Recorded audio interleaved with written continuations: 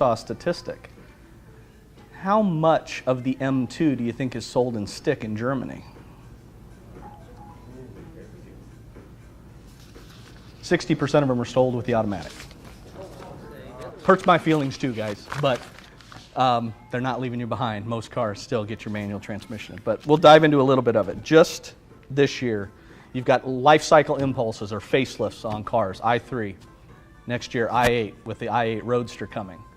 X4 is coming out, which has just come out. X4 is out.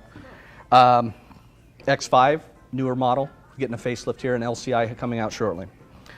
New X3 is going to be a 2019 model, so what you see there, completely replaced, coming next year. New 3 Series. Already a new 3 Series on the horizon, less than a year out. We're going to stop. End of production on the 3 Series is coming at this time next year already.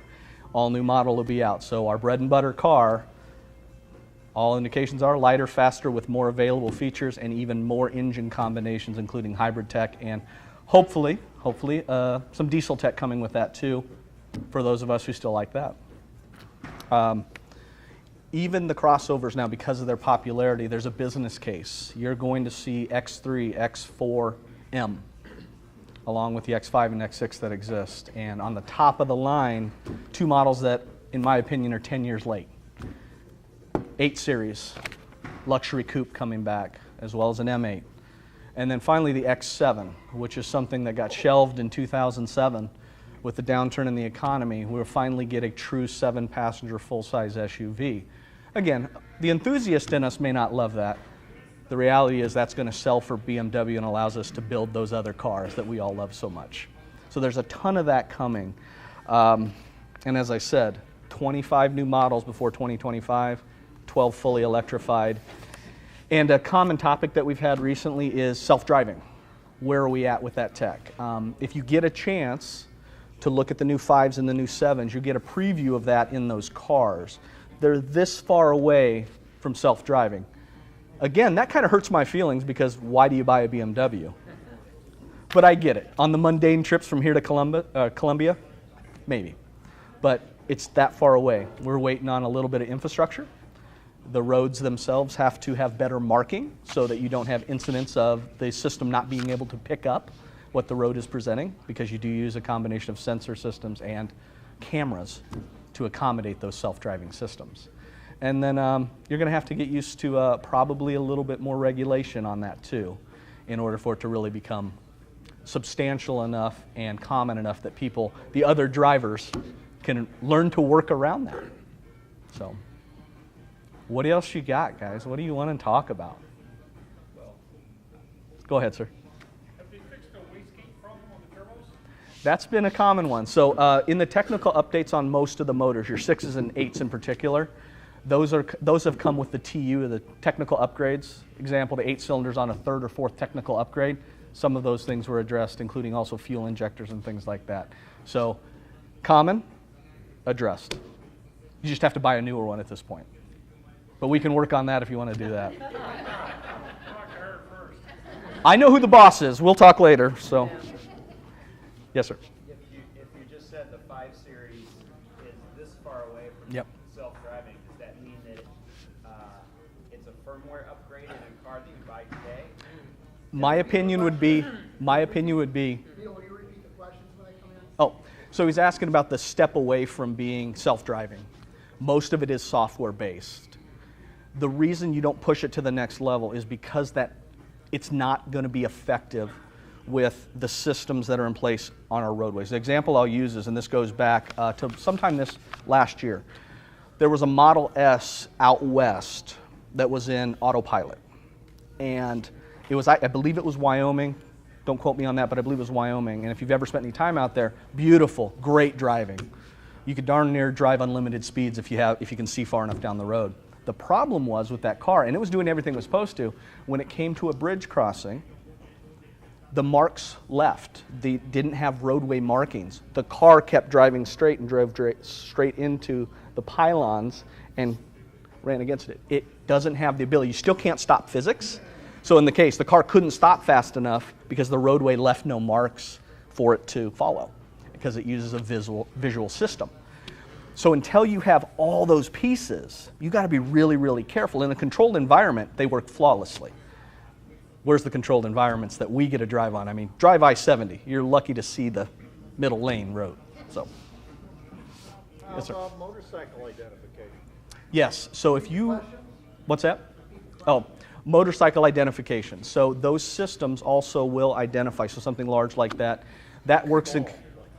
Yeah, larger. I was going to go to the next thing, the pedestrians. So those systems now also have pedestrian detection in them, and then motorcycles are part of that equation too. I think my pedestrian protection shuts off at 20 miles. That is correct, because it's designed to help mitigate but not stop. It's also the same in the stop and go traffic with that as well. Yep, yep. This might be a silly question, but I like fog lights, and I don't know if people here in St. Louis like fog lights. And I like the 2 Series, and I like the 6-cylinder, and I can't get it. Is that ever going to be a possibility? Oh, I know what you're saying. So the extra cooling required. Oh, so fog lights in conjunction with the 6-cylinder in the 2 Series in particular. The extra cooling needed for that Turbo 6, they delete the fog lights to give you the extra cooling there. Right. I would say you would opt for an aftermarket design for that at this, because they're not going to sacrifice the cooling potential of that. Thank you. Yep, How about utilizing the fake headlight? that's true. That's a good question, and that's a Well, good. why do we have the fake headlight? I've never been told why. There's not a good answer. It's kind of like why don't we get standard rear fog light? It's the same kind of, yeah. That's one of those things that you just may never know. Yep. Style of Yeah. What is the future of the manual transmission? That's up to you guys. I mean, you think BMW will have it in a couple of years? You're going to see something happen, I think, that you've seen happen with other brands that we're all relatively familiar with, things like Ferrari and Porsche. The highest, absolute highest performance versions of their cars don't offer a manual. Now, Porsche just came out with a small exception to that in one particular model, but Ferrari, you can't get a manual transmission anymore. It really is going to come down to what we do. As consumers, if we ask for it and we buy it, asking for it's not enough. We have to buy them. That's the end all. In the end, it's a business case. If your highest performance cars are being hamstrung because of dated technology, and let's be honest about it, guys, BMW faithful will forgive it being 1/10 of a second slower. The people who are comparing, who are what I call the magazine race car drivers, don't forgive that. They want the fastest, they want the 0 to 60 time, they want the quarter mile times, and you can't beat the computer. So if you don't offer it and if you don't build it that way, you're going to lose the battle to grow the brand, to be profitable so that you can build them. So it's up to us to buy those things, because the lay people who normally just buy a 320 or a 328, they're not buying manuals, guys. They're buying automatics that are fun to drive, they're easy to drive, but they're not taking them to the track. They're not taking them on a touring run. They're not doing that. So you have to, as enthusiasts, we got to carry that torch. If we keep buying them, they'll keep bringing them. But it's going to get harder unless we keep that needle there for it. So I hate to be that way, but it's very true. Sir. At the risk of offending a perfect host, there was some articles this summer that talked about the fact that for the first time in a long time, Mercedes-Benz outsold BMW. I don't know if that's worldwide or U.S. Right. And the forecast was that that would occur again this year or next year because of, you sort of answered it, because of the lack of good SUVs or quality. I'm not sure it's quantity or quality. Right. So it was about sales volume and questions. So that has a lot to do with it. The fact that our line as a whole is truncated in comparison to, say, Mercedes-Benz in particular. When you compare the number of models, actual different models, not just variants like 3 Series, 328, 335, 340, but actual different cars, they have so many more models than we offer. But that sales number, that big sales number, is all related to everything that they sell. So by BMW not being in certain categories, example would be, we don't have a high-end luxury coupe an 8 Series. We don't compete there, so we can't be part of that. We don't have a true 7-passenger SUV. The X7 addresses that. And when I mentioned that I feel like we're a decade behind, that's part of the reason, because it limits our ability to sell to a broader audience who maybe wants that BMW badge, but they can't fit their life into it. They can't tow enough. They want to have an SL competitor. We really didn't have that. The 8 Series will bring that to play. So it's an excellent question. The other thing about sales numbers too is, you can call it flavor of the month, but high-end buyers are sensitive to the newest thing. So if you've got an aging product line, I'll use the example, our best-selling car, the 3 Series, is at the absolute end of its product cycle. The new C-Class came out recently. You always get a bump in sales when you bring a new product out. So you always get these cycles in there. But that's valid. That's valid. Mercedes, Audi is growing faster than any of the German brands. Good, bad, or indifferent, they are.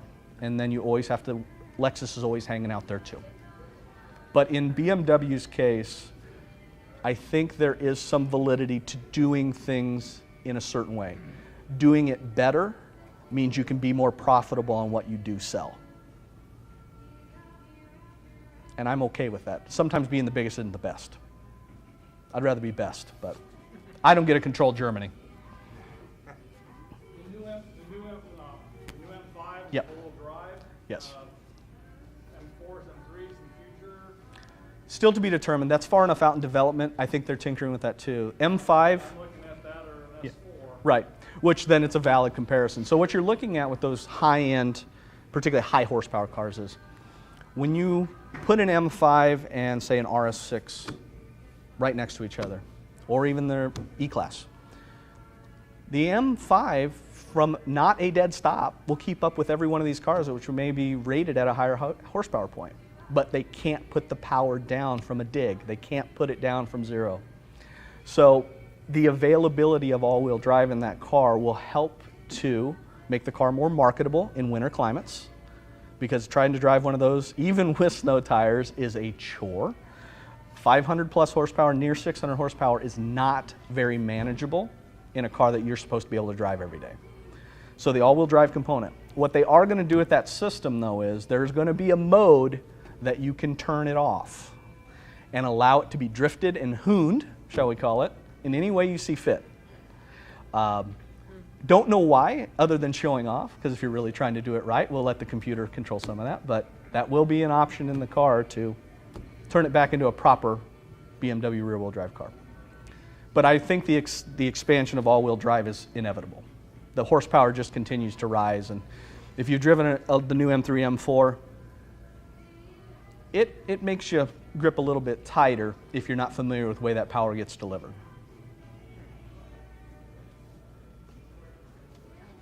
You know, last week I saw a new Z4, but it was a concept Yep. car. So when is it due? Imminent. Imminent. 6 months. Within 6 months. It should be a spring delivery. Yeah, it's very, very close. When they send those cars to the concours shows in that form, it's really, really close. BMW's terrible about this. When they do a concept, most of them come to fruition. So the 8 Series that you saw a few months ago, that car's really close to what you're going to see. It's the worst kept secret in the land is those kind of cars. So, but yeah, the Z4's coming back. Again, expectations, you're going to see those lines. You're going to see a lot of the content, engine designations. They're going to share those amongst what you saw in the most recent introductions of the 5s, and then the upcoming new 3 Series that will share those kind of options. Now, is that the car that's a joint venture with Toyota? That is correct. That is correct. So you've got a combination of things going on there. The new Z4, is it the shared tech with Toyota? There's an exchange of technology occurring there that may not even necessarily be related to the Z4. Hybrid technology, battery technology, carbon fiber expertise that BMW has dove so deeply into, these are all being shared between these two brands. Toyota has a long history with hybrid tech, and their packaging on their hybrid stuff is fantastic. Regardless of how we think they drive, their tech is strong. BMW's battery tech with the Samsung partnership that they have is very, very good and getting better every day. So this kind of cross-melding of that Z4 should be the next Supra is what they're indicating from Toyota, which is an iconic brand in and of itself. So yeah, there's tech shared there in that car. It's going to be BMW motors. It's going to be BMW switchgears in these Toyotas that you're going to see. Even our iDrive might potentially be in there, but there may be some manufacturing processes that are shared through there. But when you get in, if you get in that new Toyota, you're going to feel a lot of BMW in that. Where's it supposed to be built? BMW? The BMW is probably going to be Dingolfing, but TBD on that. I'll let them figure that out as long as it gets here so I can drive it. Sir? Neil, I've read a lot recently about China Yep. stepping in and pretty much dictating what the cars sold in China will have. Mm-hmm. How flexible is BMW going to be in able to sell varieties in the United States and yet the biggest market in the Right. world be fixed? So the Chinese market is unique. Number one, it's way, way down. It went from number one, dropped back into about number three now between Russia and the US. So China requires that the manufacturers partner with a indigenous company. So you see BMWs that are X3s, for example, with different badges on them, except they are BMWs. It's required as part of the partnership there. So you also see in China long wheelbase versions of cars that we'll never see. A 3 Series Li, a 5 Series Li, cars that have no market here. In China, it's more of a mark of success to be driven than to drive. So those kind of things. They are very flexible, but they also are producing cars specifically for Chinese market in China that are not exported. The closest thing you'll see to that is we may see some production, particularly of 3 Series, come from Central and South America versus South Africa, which that, just from a logistics standpoint, is far more challenging to get around the Cape down there and cross the entire Atlantic than to ship it right up from Brazil or Mexico possibly. And again, those markets are growing quickly, so it does make sense to put some production in those areas. But China kind of is its own thing right now because of those requirements. What does it mean when a company comes up with 7,000 patents? Like, Mm-hmm. in the Wall Street Journal, there was an article about a different car company, and GM has only come up with two patents, but Toyota has come up with 7,000. Right. And what does that mean? It's two things. A question about when a car company puts a lot of patents out, what does that mean? Couple things. In BMW's case, they're trying to protect their interest. They spend a lot of time and money and R&D and things that never bear any fruit, obviously. Billions of dollars get spent on things that were kind of skunk works projects, but maybe one single thing out of that is innovative. Maybe it's a new wastegate. Maybe it's the hybrid tech. Maybe it's the way that they construct the car. I think there's something else to that too, and this is totally opinion. When you see those kind of patents, you're looking at innovation at work. You're looking at people who are trying to press the envelope to move to that next level of car. And that's something that BMW has a lot of pride in. And they also trademark. There's another piece of that. Look at how many trademarks BMW has put in place in Europe in particular. There's a whole series of cars that none of us know anything about, but they've patented these naming rights to them already. They're thinking ahead. And that's kind of what you see. Again, that's an opinion. But when you see people push the envelope and spending the time to do that, it's what you're going after. Yeah. You're going to the next level. Has enough foresight to patent theirs. Correct. Correct. And even if it never bears fruit, they're thinking that way. And again, not everything makes market. You know, again, we'll go back to the X7. That should have been here 10 years ago, in my opinion. I would have loved to have sold them for the last 10 years. The market didn't bear it, but they kept the naming rights. They trademarked the X7 10 years ago. Thinking ahead. Okay, Ms. Hall. I've known a number of BMWs, and I've always mystified BMW motors, their manufacturing practice, specifically the gasket material they use, and replace the gasket 3,000 miles, and you can provide the Toyota, Honda, make different material. Gaskets will last 100,000 miles. Right. Fair. Replacement of gaskets on engines and things like that. I've used this I've asked this question, I've used this analogy before. If you do something over and over again, the same exact way, repeated multiple times, do you get better or worse at it? Better, normally, right? It's practice. When you look at some of the high performance engines in these cars, even the small variations from a 320 to a 328, they're not the same motor. BMW puts a bit more stress on average into that motor. So I'll use the example of a V8 in one car is not the same as the V8 in the M5. The V8 in the 550 is not the same. You're talking about potentially the fact that they're pushing the envelope, doing some things that other people haven't done, which causes failure rates that are higher. And when you buy a BMW, the expectation to think that it's more reliable than that Corolla, that's not going to be fair. Yeah. That same LS3 is used in how many cars? But, yeah. Well, I don't know about that. Hold on now. I can barely get most of them that I trade for to pass emissions, but that's a different issue. But you're looking at things like that. And that big lump in that car, it's not stressed very much. When you got 6+ liters to work with, there's not a lot of stress in that motor unless you're really doing something fun with it, which I totally agree with. But you're looking at that. To expect higher reliability on something that's under more duress and produced in far smaller numbers is something that is probably not the right way to think about it. Not that that makes you feel better about it, but I'll use this example. When you buy a Lambo or a Ferrari, they're not lower maintenance than that Toyota, but they're 100 times more expensive. And when you do that first engine out service for $60,000, you're not really worried about it. But the less you build of them, the more expensive it is, and the more likely they will fail. The more human element you have in there, it's going to fail more. There's no doubt about it. And I wish there wasn't a different way. I've been driving them for 20 years. I totally get it. But I used to drive my S2000 up to 11,000 RPM with the rev limiter changed, and it didn't burn a lick of oil.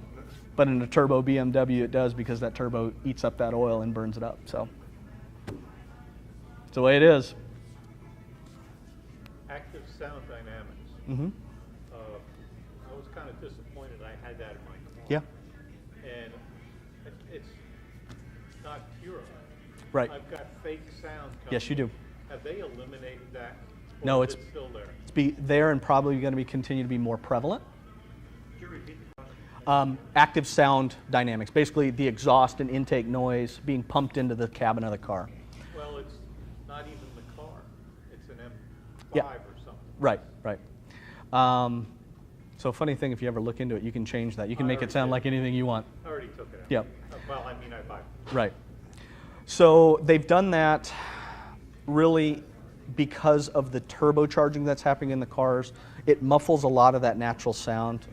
Best example would be V8 M3 versus the straight 6 M3 with the turbos now. V8 M3 produced way less power, but boy did it sound fantastic.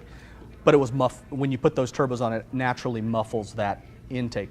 They can also then manage sound properties in the car for more people. Use the example. The M5 uses a far more aggressive soundtrack than the guy who buys a 540. Because the guy who buys the 540 thinks that's a negative, all that sound. Not you and me, but they have to build that car. You can't completely reinvent the car from that perspective, because the guys who drive it as a luxury car don't want to hear the sounds that the enthusiast does. And even things like the Mustang, the GT Mustang, uses fake sound. I mean, American muscle with 5 liters, fake sound. My Mini Cooper with 2 liters, fake sound. Now, is the fake sound ASD in Fake sound. all cars? Not in all cars, but in most. How about like the X series? If it's going to be turbo, it's probably going to have your active sound manipulation.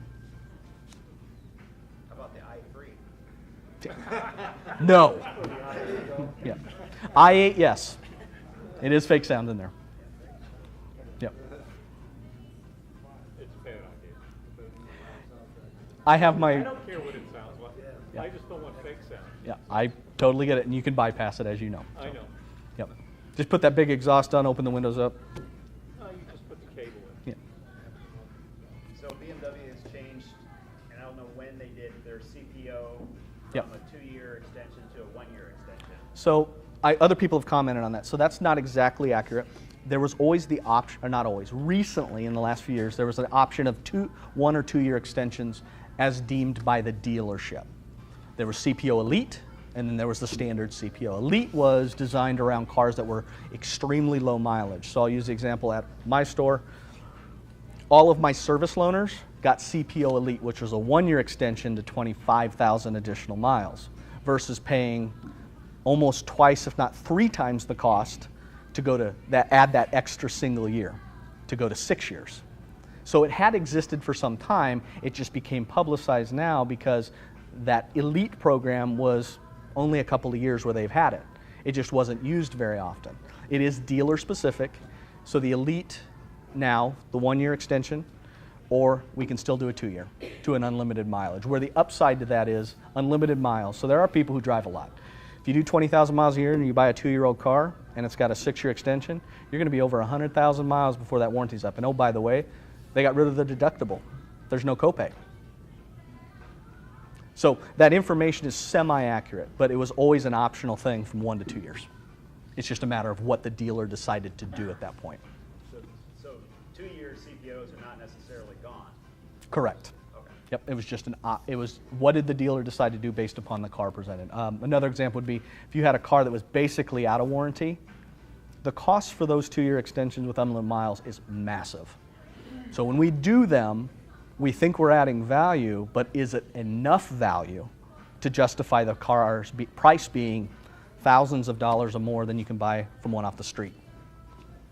That's always the math you got to worry about on the dealership side.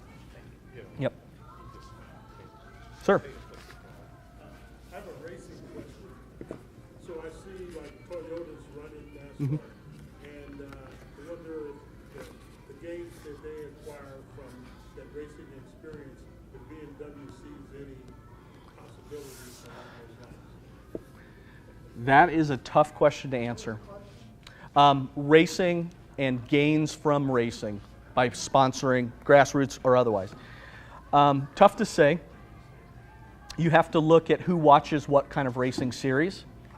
So BMW has been in and out of Formula One a few times. They've been in and out of Le Mans a few times. I think it's a little bit more difficult to judge that. I'll use the example that we have here. You have to be present in multiple medias to keep your name out there. But to measure the ROI is almost impossible. And that is the challenge, because an endeavor in racing is millions, if not tens of millions of dollars for each unit run. And it's hard to justify that, because when you look at BMW in the whole, it's a super successful, very small company when you look at the total volume in sales. And I love when we support racing, because there's nothing like when sometimes the dealers earn these things. Hey, we're going to send 2 people to Sebring and go sit behind the pits and play. But I can't tell you I've ever sold a car because of it.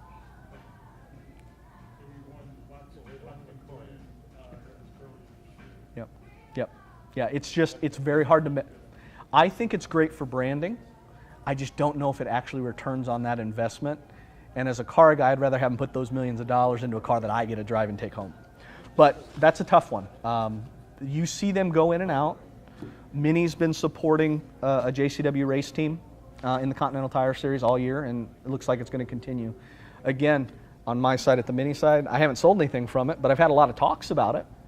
I just don't know if that ROI is really measurable with it. But I would hate for them to get out of it, because I think technology that's used there does trickle over time into our cars. But hard to say it does anything really when it comes down to the R level here. I bought several 2002s because of it. That's awesome. It's Yeah. what brought me to the brand. It's like, Yep. those things are, it's like a box and they're Yep. fast. Yep, yep. And you are the quintessential BMW guy. When I talk to most people, that's not, they're like, what's that? What's IMSA? When my reps ask what IMSA is, you have to understand the general public's viewpoint on it. BMWs are viewed as prestigious, expensive luxury cars. The whole other aspect of the motorsports, grassroots kind of thing that BMW can be is lost on most people. And I hate that. We just have to keep carrying that torch and basically be the mavens for the brand to educate those people on, hey, your car's just not a BMW. That thing is something that you can drive and really enjoy driving with. Does a great job with Miatas. Mm-hmm. Miata, I mean, that's- Yep. Yep. Accessible price points help a lot too. Yep. Yep. Yeah, what is the lease versus owned ratio, and why do people lease cars? So at BMW, 2/3 to 3/4 are leased. Really, that much? Oh, leasing versus purchases. On the new car side, it's about 2/3 to 3/4. Because the cars, again, guys, we're talking about the vast majority of people, it's I've arrived. But I haven't arrived so far that I can write a check for $50 or $60 or $100,000. And the average ownership period in the United States for all brands is 29 months. 29. Outside of ML, most people get rid of their cars a little bit longer than that, right? Here, in this room. That's what you run into. Because they want to go from a 3, maybe they buy a 328 to get wet. And then they buy a 340 next. And then maybe they get that promotion, they get an M3. We want to graduate them, and we want to graduate them in any way that we can because, unfortunately, they don't let me spend your money for you. So we got to graduate you slowly. And leasing gives you that opportunity. Leasing is more affordable on a month-to-month basis. And outside of very few examples, all cars depreciate to 0 at some point. Again, outside of very specific examples. So the argument would be, I'm not going to keep the car anyway. Why do I want to take a 5 or 6 year loan out on it at a higher payment when I know I'm going to get a new car in 2 years? That's how they think, because that's the general population. And again, that's just not BMW. The average ownership period is 29 months. Luxury cars have higher incidences of leasing because of their expense. To buy a 7 Series at $100,000, who's willing to swallow a $2,000 a month car payment for 5 years before tax and personal property? Steve would. But. Yeah, I recently saw something about a GT4 Mhm. customer program. Yep. They're homologating. What can you tell us about that program? Big ticket price, but it is something. If somebody's interested, you can actually have BMW spec you a car, and they'll build you a GT4, and you can take the other things like the wraps and the livery, and you can do that on your own. But they will. They said they did that previously with the Z4 in the up to 2007. They did that as well. So there are times where they have basically a race car to order. If you want to spend, I think the ticket price was $394. I didn't know. I thought it was about the same as the Cayman, but maybe it's higher. This one becomes with more support, more shells. It comes as basically you provide a truck and they'll fill that truck and you got a race car. Sir? Okay, direct injection, carbon buildup on the intakes. Right, right. Are you gonna fix it? So Stop if you look at things post 11, things have improved drastically in that. Oh, sorry. Direct injection carbon buildup in the valve train. Since that time, so the first DI engines in 07 effectively, 06, 07, you saw after X amount of miles, depending on how you drive the car, we saw it most frequently in people who didn't stretch the legs of the car, who didn't let a lot of high heat, fast combustion happen, developed carbon buildup. I would call it the Sunday drivers developed a lot of it. But we weren't the only ones. And they changed how that fuel gets delivered in that system. So post 11, if you look at the incidence of it, it's changed drastically. Mini suffered the same thing from 07 to 10. Huge issues with it in the top end of those motors. Also using DI on the turbocharged cars. Post that time when they changed the head on the car, drastically less incidence of it. That walnut machine doesn't get used quite as much anymore. So. Well, I saw it first on my diesel. Yep. Yep. 350, 335 diesel. Yep. Yep. And I was shocked. Yep. Yeah, the diesel, we didn't see it as much. The gas motors, we saw it a lot more in that vintage. Yep.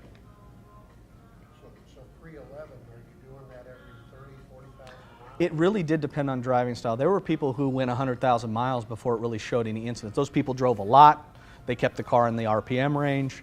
The people who kind of puttered around town, the low mileage cars that never got opened up, you saw more incidents of that. We also see that same incidence in failures in emission systems, like catalytic converters. When they never get hot enough to burn off the moisture, they start to get that egg smell. It's always on cars that are low mileage, not driven a lot, that sit a lot. That's why I have entrance ramps. They can't give you a speeding ticket. Totally agree about entrance ramps. You want to see examples of damaged heads, direct injection? With the button machine in O'Fallon, Missouri. They go all the time. Yep. All makes. Yep. Yeah, it is. DI has that same exact thing. It's not being cleansed because of that very, very finite amount of fuel that they put in there, that very measured amount. Fuel is just a fuel, it's also a cleanser, and when you limit that exposure, you're setting yourself up for it, unfortunately. Sir? To your point of using the engine, Mm-hmm. I've got paddle shifters and I use them a lot to decelerate. Yeah. Am I doing anything to shorten the life of my engine or transmission? Are you shortening the life of the transmission or engine by using your paddle shifters to downshift? Theoretically, yes. In the case of the transmission, because you are using a torque converter, it's an actual automatic, not a DCT. Theoretically, yes. If it's aggressive, where you're really, really dropping down multiple gears, yeah, theoretically. It's no different than when you clutch your car too. You are using some of that up when you do it. I'm not saying it's bad. We'll just get you in a car every 29 months. But yeah, theoretically. The other part of that is too, part of what you're seeing in these newer cars, you're also seeing these new automatics. They all drop into neutral when you come to a stop because they're trying to limit the wear and tear on the car. So yeah, theoretically, you could be putting a little less life and taking a little life out of it. But what fun is that? You don't want to baby it, drive it. Do the manuals have rev matching technology or not? Yes. What year is that? You started seeing that in F Series 3 series, so 12 and up in a lot of cases. Defeat it if you turn all the nannies off. Or code it.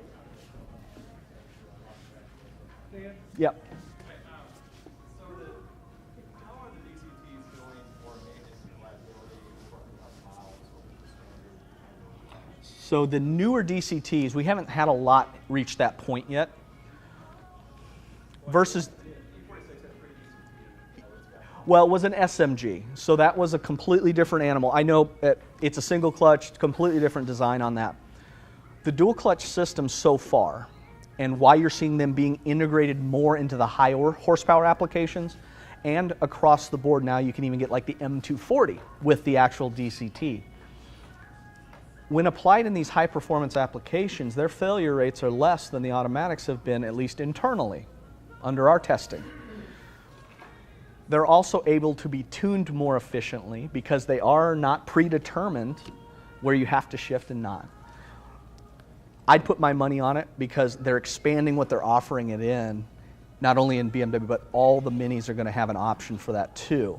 So there has to be something to it because it's not a cost, because we build a lot more automatic, so our per copy for that's not necessarily lower, but the benefits of it must internally outweigh the automatic. So, but I haven't seen a lot of failure. The SMG cars, never would have bought one. That single pump, that pump failure was common, way, way too common in that car. The DCT cars have been very, very good. You're going to find exceptions, somebody who blew one up, but I've seen it, and internally, if they're expanding, and that's the easiest way to look at it, if they're expanding the offering to lower end and higher end, they must be experiencing less warranty loss rates on those things. Because in the end, that money that they're spending on those warranties, it's big money. So how about compared to just a standard manual transmission? Yep. With slave cylinder? The DCTs hold up longer. Clutches, you can't account for the human element of a clutched car. If you just don't know what you're doing, the best ones in the world are done way early. The computer's never going to let you break it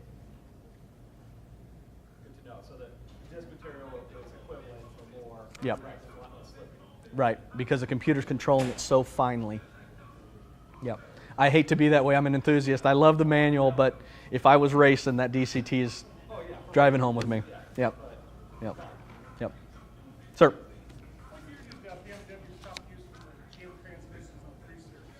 So you were talking about E46 and then also E39 M5 Series used GM transmissions. That would have been then 06-ish? Yep.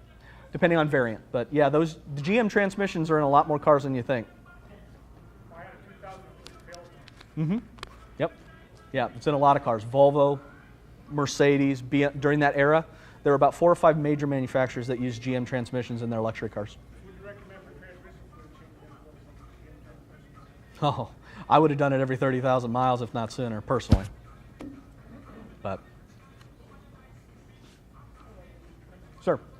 Compared to other luxury car makers, you mentioned Lexus, Audi, Mercedes. How is BMW stacking up with their maintenance and reliability costs in the last, say, 3 to 5 years? Right. So you look at things like, the only thing you can reference is things like J.D. Power.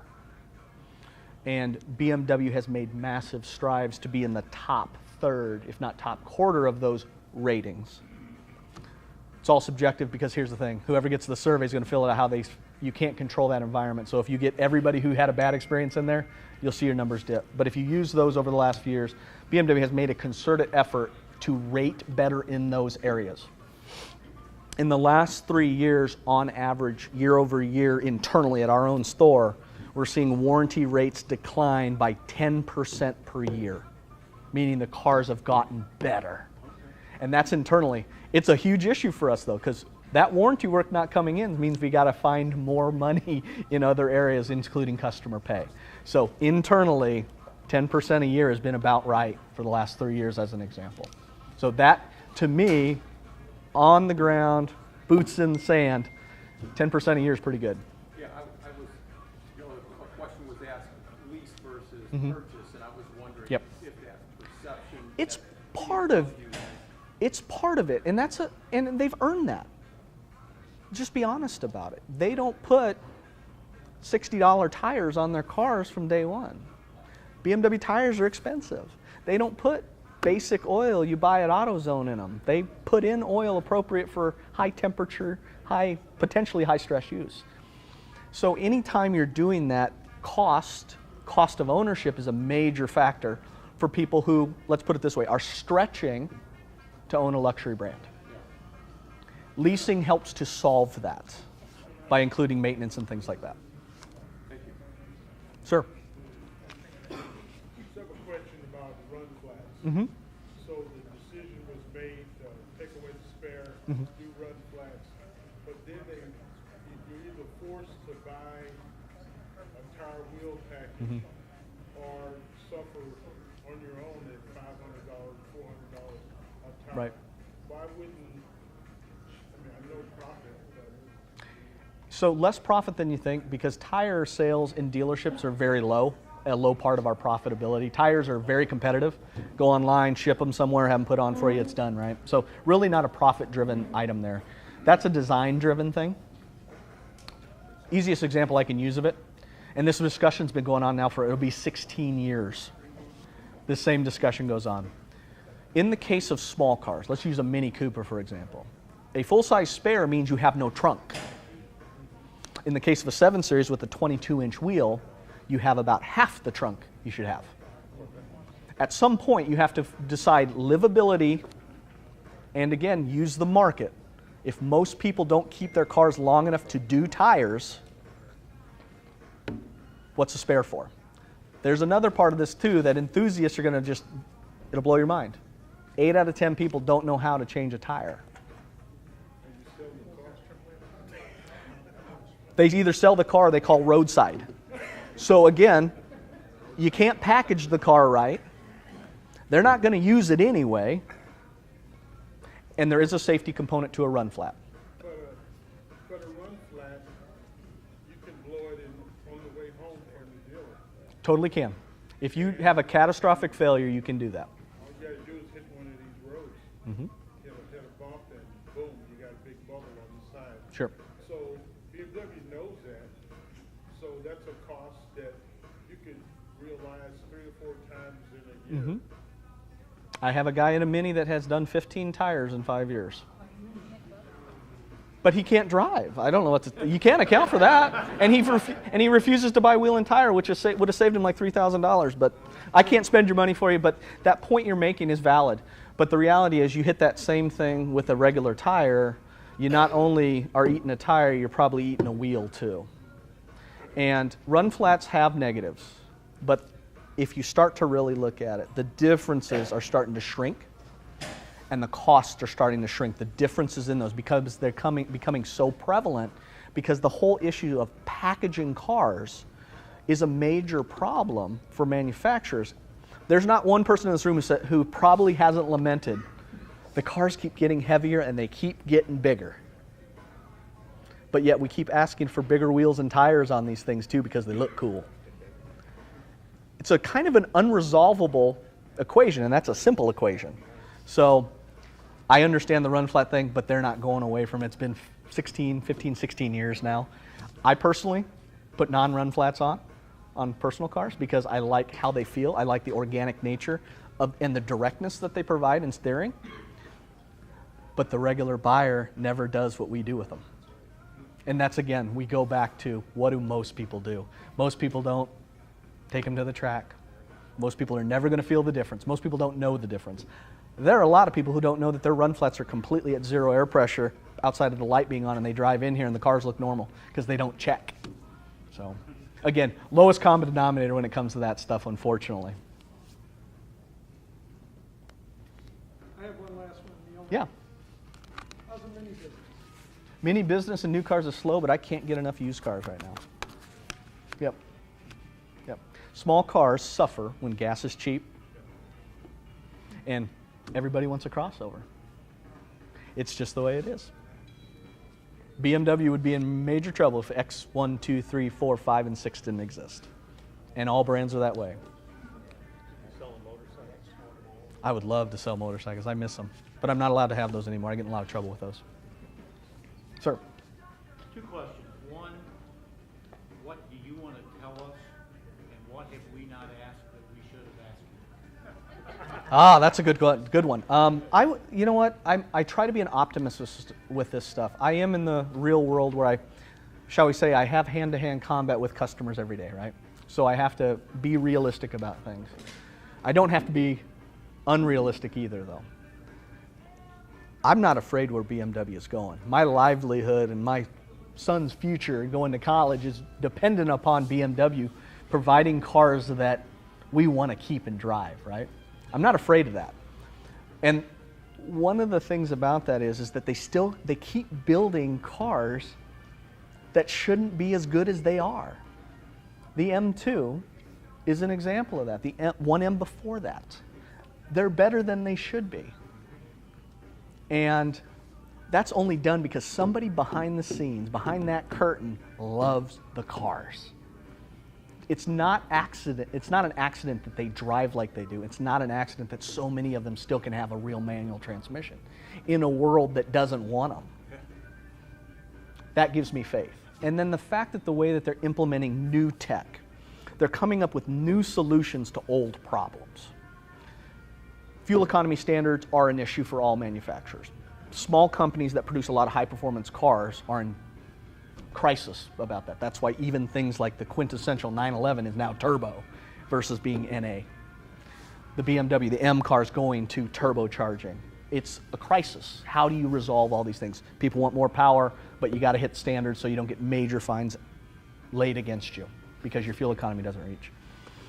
The new technology with the way that these cars are having so many high-tech materials, carbon fiber, these high-strength steels, even magnesium being integrated into these cars for construction to help mitigate weight, but not at the cost of safety, because now safety sells. All that weight in the cars, a lot of what we've gained, about 800 pounds a car is safety features that weren't in the cars 20 years ago. So how do you have your cake and eat it too? They're figuring out special ways to do that. The billions of dollars they've invested into batteries, electrification, and high-tech materials like the carbon fiber mean they're putting their money where their mouth is. And they're putting it into mainline cars so that they're better, faster, lighter. Oh, and by the way, still safer, and you get a little better fuel economy. It's hard to do all that. You can compromise and do one thing really, really well, but a BMW can't just be one thing. A lot of people forget that. BMW is a luxury car company and a sports car company and is an aspirational brand. So you have to be able to build within those parameters, which are very different sometimes. So I have faith in them, and that if you drive some of these cars that have been hybridized, and you'll start seeing more of it, it's coming, you're not gonna lament having that little electric motor attached to it when your car is quicker and more efficient than it's ever been. And even having a lower center of gravity because they put that weight real low in the cars too. Thanks. Thanks, John.